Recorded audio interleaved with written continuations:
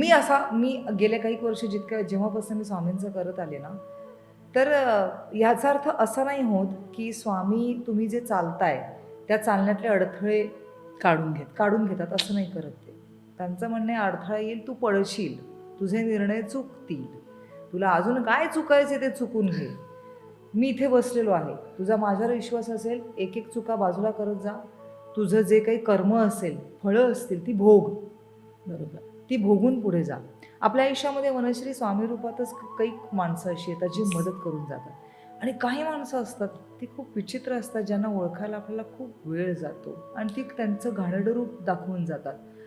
तर हे का असं विचारल्यानंतर मला एक उत्तर नेहमी मिळतं, किंवा आता मी अध्यात्माकडे जास्त वळत चालल्या कारणाने हा अभ्यास आहे की सिम्पल आहे की ज्या वेळेला चांगली माणसं येऊन मदत करून जातात ना, मग वाईट माणसं येऊन नुकसान करून जातात, ह्याचा अर्थ काहीतरी देणं होतात तुम्ही.